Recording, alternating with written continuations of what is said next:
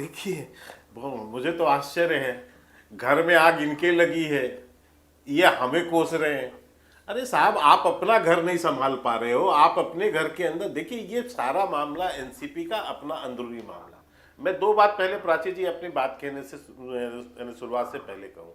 एक बात तो मैं बता दूं कि शिवसेना गुट जो ओरिजिनल शिवसेना है, जिसके पास नाम है, निशान है, जिसके साथ हमारा गठबंधन है, वहां पर और भारतीय जनता पार्टी के दोनों के गठबंधन का इतना बहुमत है, पूर्ण बहुमत से वहां पर एक स्थिर सरकार वहां पर बनी हुई है महाराष्ट्र पे, और जो पिछले 1 वर्षों से काम वहां कर रही है डेवलपमेंट का। सरकार को कोई खतरा नहीं, किसी की जरूरत नहीं। अब रही बात दूसरी कि कोई यदि दल से टूट के या जो भी दल है वो आके हमें कोई समर्थन देता है तो स्वाभाविक है, सरकार की शक्ति बढ़ती है। उसने समर्थन दिया, हम जब समर्थन ले लिए हैं और उस समर्थन के आगे वो आगे बढ़ रहे हैं। अब रही बात कि आपको कोसना, आपके घर की कोई अंदरूनी लड़ाई है और आप उसका ठीकरा किसी और पे फोड़ रहे हैं, और आज तो आमने सामने हो गया। अभी मुझे सीमा मलिक जी को मैं सुन रहा था, वो ज्ञान दे रही थी यहाँ पर कि ऐसे घर टूटेगा तो लोकतंत्र कैसे होगा। शरद पवार जी ने कितनी पार्टियां तोड़ी हैं सीमा जी, आपको जानकारी है? खुद तोड़ के कांग्रेस से वो बाहर निकले थे, और कांग्रेस 60, सुन लीजिए, अब मैंने आपके बीच में नहीं बोला है, कांग्रेस पार्टी 60 बार टूटी है, आपको पता है? और एक नहीं, तमाम दल, और ये तोड़ने वाले यही लोग थे। आज छगन भुजबल जी ने की भाषण सुन ली होती तो शायद नहीं बोलती हैं। उन्होंने कहा, दादा आपसे ही सीखा है हमने, आप जो कर रहे हैं, आज जो हम कर रहे हैं वो आपकी ही सिखाए हुए हैं।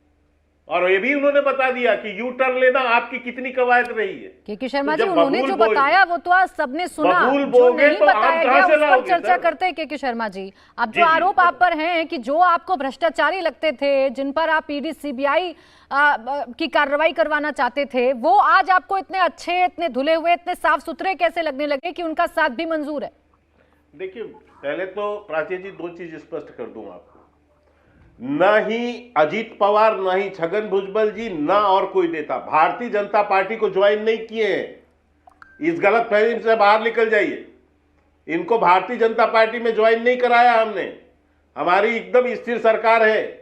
ये एनसीपी है जो आके हमें समर्थन दी है।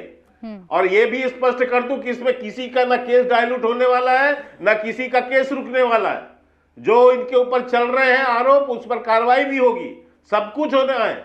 वो यदि समर्थन देते हैं आकर, उनको लगता है कि ये के शर्मा जी, ये मुझे फॉर्मूला समझ नहीं आया। अगर भ्रष्टाचार पर आपकी जीरो टॉलरेंस है तो चाहे आपके अंदर शामिल हो जाएं, चाहे आपकी सरकार में शामिल हो जाएं, जीरो टॉलरेंस तो सब जगह होनी चाहिए। ये कौन सा अजीब सा फॉर्मूला है कि बीजेपी को जीरो टॉलरेंस है, सरकार आप चला देंगे? क्यों, मुझे एक बात बताइए ना प्राची जी, ऐसे तो फिर आप यदि आपका ये पैमाना है, मैं आपको तो के शर्मा जी बीच में रोक रही हूँ। इस वक्त एक बड़ी खबर आ रही है, इसी घटनाक्रम से जुड़ी हुई बड़ी खबर बता देते हैं।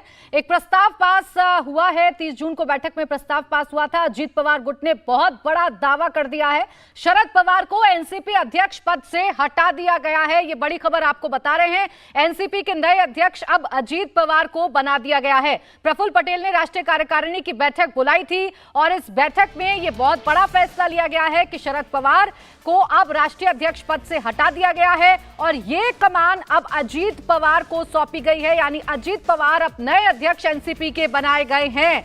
प्रफुल्ल पटेल ने राष्ट्रीय कार्यकारिणी की बैठक बुलाई थी, यह फैसला ले लिया गया है। यानी जिस रिटायरमेंट का जिक्र आज अजीत पवार अपने बयानों में कर रहे थे, अपने भाषण में कर रहे थे, कुछ ऐसा ही होता हुआ नजर आ रहा है। शरद पवार को एनसीपी अध्यक्ष पद से हटा दिया गया है और अजीत पवार अब नए अध्यक्ष बने हैं। ये बड़ी खबर इस वक्त की आपको बता रहे हैं। आज चाचा भतीजे एक दूसरे के सामने आए। अजीत पवार ने नंबर्स के जरिए बता दिया कि वो कितने शक्तिशाली हैं। शरद पवार ने अपने बयानों के जरिए बताया कि वो कैसे अब आगे बढ़ेंगे, कैसे अपनी पार्टी को दोबारा से खड़ी करेंगे। लेकिन इन सब के बीच बड़ा फैसला लिया गया है। बड़ा फैसला ये है कि अब शरद पवार को हटा दिया गया है एनसीपी के अध्यक्ष पद से और ये जिम्मेदारी अब अजीत पवार संभालेंगे। मैं समीर जी आपसे इसका मतलब समझना चाहूंगी। देखिए, जो इशारा आज बैठक में हुआ उसका फैसला भी हो गया, उसका रिजल्ट भी सामने आ गया। सीधे सीधे तौर पर जो रिटायरमेंट अजीत पवार कह रहे थे वो दे भी दिया। बिल्कुल प्राची जी, देखिए शरद, अगर अजित पवार गुट चाहता तो आज सुबह या कल रात को भी शरद पवार को अध्यक्ष पद से हटा के अजित पवार की ताजपोशी कर सकते थे, लेकिन वो दोनों आज की बैठक के लिए रुके हुए थे। इस बैठक में बहुत साफ हो गया कि उनके पास बहुमत है पूरा अजित पवार के पास, और शरद पवार के पास बहुमत नहीं है, उनके पास सिर्फ 15 के करीब विधायक है। तो जब यह तय हो गया कि अजित पवार के पास अब पूरा मेजोरिटी है और वह बहुत कंफर्टेबली राष्ट्रीय अध्यक्ष बन सकते हैं और जो सांगठनिक प्रणाली है उसमें कोई तकलीफ नहीं आएगी, उसके बाद से घोषणा कर दी गई है। तो यह बहुत साफ है कि अब अजित पवार राष्ट्रीय अध्यक्ष बन गए हैं और असली एनसीपी अब अजित पवार के पास चली गई है। अब शरद पवार को इसके खिलाफ अदालत में जाना पड़ेगा या चुनाव आयोग में जाना पड़ेगा। तो मुझे लगता है कि एक दो बड़ी लड़ाई आज अजित पवार जीत चुके हैं। नंबर एक, ज्यादातर विधायक 31 विधायक अपने पास लाकर उन्होंने अपनी ताकत का परिचय दे दिया, और दूसरा उन्होंने आज शरद पवार को राष्ट्रीय अध्यक्ष पद से हटाकर बता दिया है कि अब लड़ाई खुलकर होगी और अब आप जनता के बीच जाइए, वही निर्णय होगा कि एनसीपी का असली मालिक कौन है। इंडिया टीवी हर वक्त हर जगह डाउनलोड करने के लिए सर्च करें India TV news Google play store या ऐप स्टोर पर।